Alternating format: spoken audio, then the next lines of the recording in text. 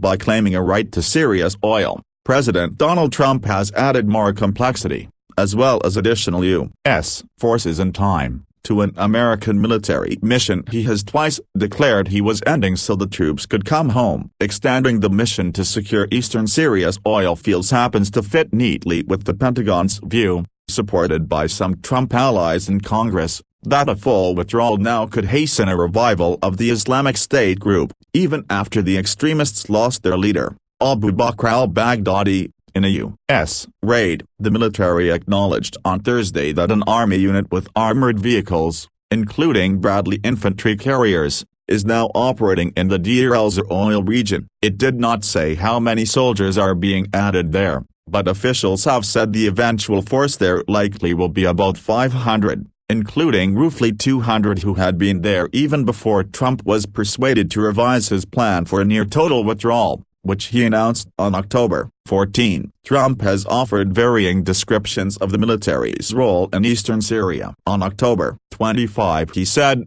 "We've secured the oil, and, therefore, a small number of U.S. troops will remain in the area where they have the oil." 3 days later, he went further, declaring the oil to be America's. "We're keeping the oil, remember that," he said in Chicago. "I've always said that, keep the oil. We want to keep the oil. $45 million a month. Keep the oil." White House officials since then have declined to explain what Trump meant by "we're keeping the oil" or his estimate of its value. Pentagon officials have said privately they've been given no order to take ownership of any element of Syria's oil resources, including the wells and stored crude. Defense Secretary Mark Esper said Thursday he interprets Trump's remarks about keeping Syria's oil as meaning that the extremists must be denied access to it. Syria has been mired in civil war since 2011. Since that time, its oil production has shrunk from a peak of about 400,000 barrels a day to an estimated 80,000 barrels, said Jim Crane, an energy expert at Rice University. Russia has expressed outrage at Trump's claim to the oil, calling it state banditry. Foreign Ministry spokesman Major Gen. Igor Konashenkov said grabbing the oil belies U.S. claims to be fighting terrorism and lies far from the ideals that Washington has proclaimed. For years the U.S. has said its military interventions abroad are meant to enhance peace and security, not to take any nation's territory or resources. Stephen Bladek, a national security law professor at the University of Texas at Austin, said there is no solid legal argument the Trump administration can make for reclaiming Syria's oil. Beyond the legal question, analysts say the mission is fraught with danger. "This is a sensitive gunpowder barrel of a mission," said Lorinda John Schulman, Deputy Director of Studies at the Center for a New American Security, who was a senior Pentagon and White House official under President Barack Obama.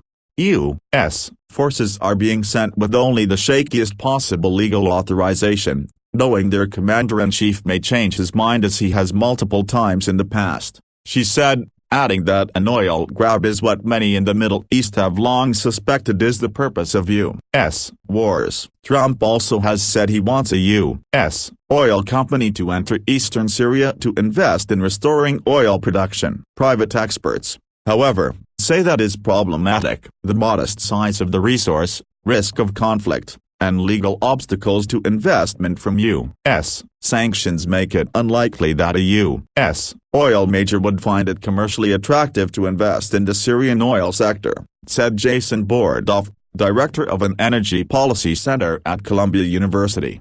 Syria could be a bigger energy supplier than today, but years of mismanagement have left the fields in disarray, so it would require a lot of political stability and investment to bring them back to where they were, said Michael Weber, a professor of energy resources at the University of Texas at Austin. Esper has said that securing the Deir el-Zor oil fields is a legitimate move to block a major source of income for the Islamic State and to provide funds for the Syrian Kurds who are still fighting IS. A few years ago, the extremists were exploiting the oil to finance its so-called caliphate, carved out of large swaths of Syria and Iraq with an army now all but extinguished. In 2015-16 the U.S. military carried out an air campaign, dubbed Operation Tidal Wave 2, after World War II operation against oil facilities in Romania, that destroyed tanker trucks used by the extremists to transport oil for black market sales and damaged many oil facilities. We weren't going after the militants at all, we were going after the money, and by blowing them up we actually weakened them significantly, said Catherine Zimmerman, a counterterrorism expert at the American Enterprise Institute.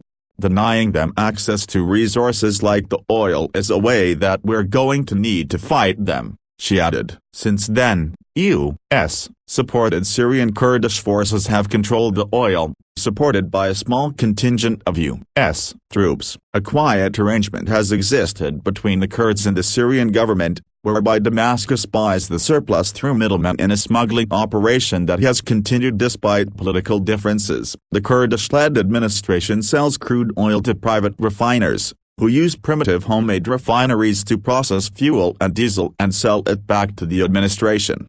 The oil was expected to be a bargaining chip for the Kurds to negotiate a deal with the Syrian government, which unsuccessfully tried to reach the oil fields to retake them from IS.